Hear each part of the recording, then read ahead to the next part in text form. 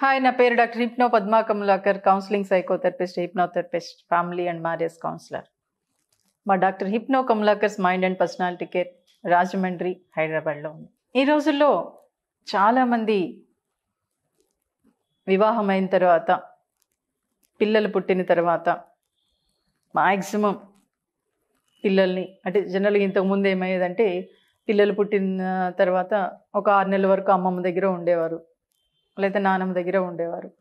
కానీ ఇప్పుడు maximum wife and husband పుట్టిన పిల్లలు అంటే పుట్టిన పిల్లల్ని ఒక 6 నెలల వరకు పక్కన పడుకోబెట్టడం మంచిదే. కానీ మ్యాక్సిమం ఏంటంటే ఒక నెల వరకు పక్కన పడుకోబెట్టుకొని తర్వాత ఉయ్యాల్లో వేయటము, లేకపోతే కింద మ్యాట్రిస్ వేసి పడుకోబెట్టడం అనేది చేస్తే వాళ్ళు ఒక రకమైన ఇండివిజువాలిటీ డెవలప్ అవుతుంది, ఒక రకమైన శక్తి కూడా డెవలప్ అవుతుంది.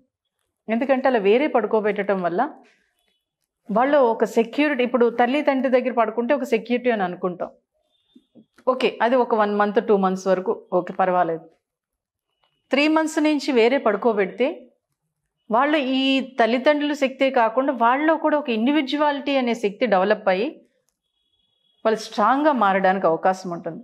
కానీ చాలామంది తల్లిదండ్రులు ఏం చేస్తారంటే 10 సంవత్సరాలు వచ్చినా 20 సంవత్సరాలు వచ్చినా తల్లిదండ్రులు పక్కనే పడుకోబెట్టుకుంటారు, లేదంటే పక్కన ఇంకో బెడ్ వేసి పడుకోబెడుతూ ఉంటారు. కానీ ఇది ఎంత డేంజరో తెలుసండి. నా దగ్గరికి అంటే 7th క్లాస్ చదువుతున్న ఒక పిల్లవాడిని పేరెంట్స్ నా దగ్గరికి తీసుకొచ్చారు. ఎందుకు తీసుకొచ్చారో తెలుసా? వాడికి ఒక చెల్లి ఉంది. వీళ్ళు ఎప్పుడైతే ఎప్పుడు కూడా పేరెంట్స్ వాళ్ళ రూమ్లోనే పడుకోబెట్టారు. పెట్టినప్పుడు ఆటోమేటిక్గా ఈ మదర్ ఫాదర్ సెక్స్ చేసుకున్నప్పుడు చూసి వాడు పడుకోకుండా, ఇప్పుడు అంటే ఫస్ట్లో చాలా బొద్దుగా ఉండేవాడు, తర్వాత సన్నగా అయిపోవటం, కళ్ళ కింద బ్లాక్ వచ్చేయడం, నిద్రపోకపోవటం జరుగుతుంది. వాళ్ళ మదరు అరే ఏంటి వీడు ఇలా అయిపోతున్నాడు అని అనుకుంది.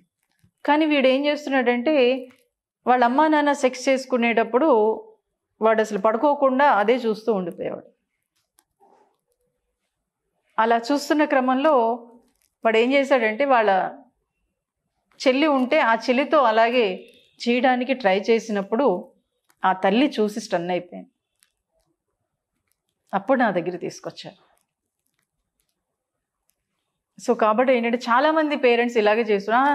ఏం లేదండి వాళ్ళు పడుకుంటూ పోయారు కదండి, వాళ్ళకి ఏం తెలియదు కదండి అనుకుంటారు. ఏం కాదండి, ఒక 4 సంవత్సరాలు పిల్లవాడికి కూడా తల్లి తండ్రి ఏం చేస్తున్నారు, ఎలా ఉన్నారనేది తెలిసిపోతుంది మన టచ్ ద్వారా, మన స్మెల్ ద్వారా.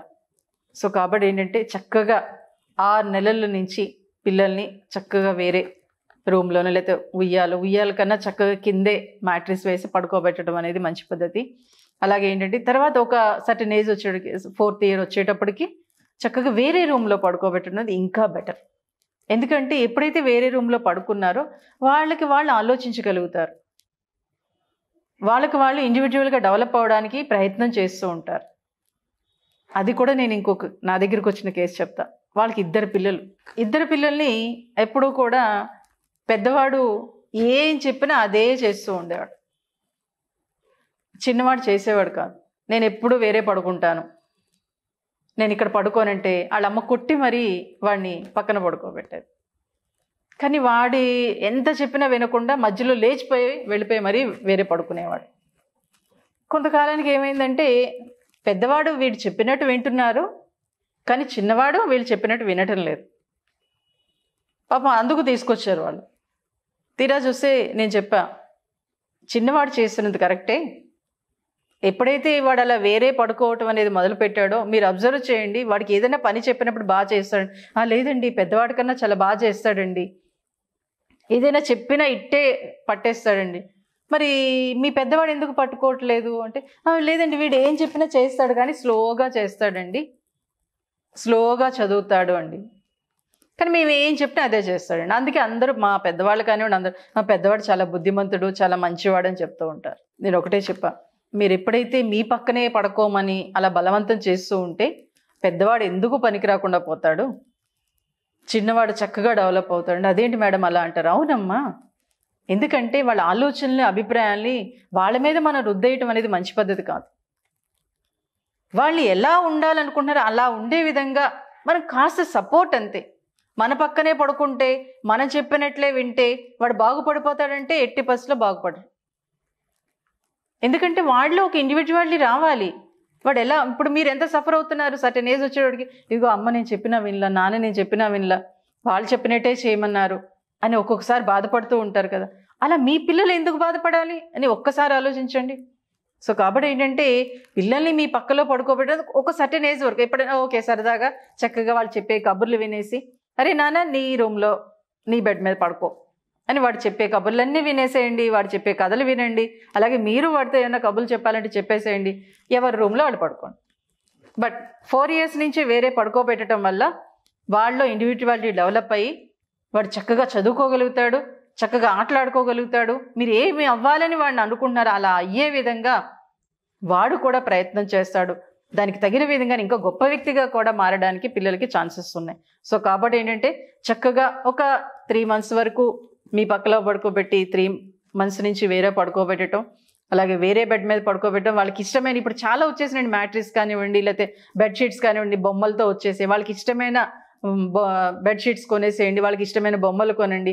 అలాగే వాళ్ళ రూమ్లో వాళ్ళకి ఇష్టమైన రూమ్ కింద డెకరేట్ చేయండి. ఓకే అందరికీ అలా ఉండకపోవచ్చు, బట్ ఉన్న ప్లేస్లోనే వాళ్ళకి ఇష్టమైన విధంగా మీ తాహతుకు తగిన విధంగా కొనిపెట్టి వాళ్ళ రూమ్ని వాళ్ళు అందంగా డెకరేట్ చేసుకునే విధంగా మీరు సపోర్ట్ చేస్తే మటుకు మీ పిల్లలు హ్యాపీగా ఉండగలుగుతారు, ఎక్కువ విషయాలు నేర్చుకోగలుగుతారు.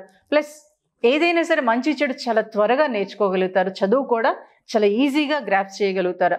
ఆ కెపాసిటీ మీ పిల్లలు బాగుండాలి, ఇండివిజువల్గా ఎదగాలి అనుకుంటే మటుకు వేరేనే పడుకోబెట్టండి. 4 సంవత్సరాల నుంచి వేరేనే పడుకోబెట్టేసేయండి. అలా ఎప్పుడైతే చేశారో మీ పిల్లలు హ్యాపీగా చాలా చక్కగా ఈ ప్రపంచానికి ఒక మంచి వ్యక్తిని మీరు అందించిన వాళ్ళు అవుతారు. Thank you.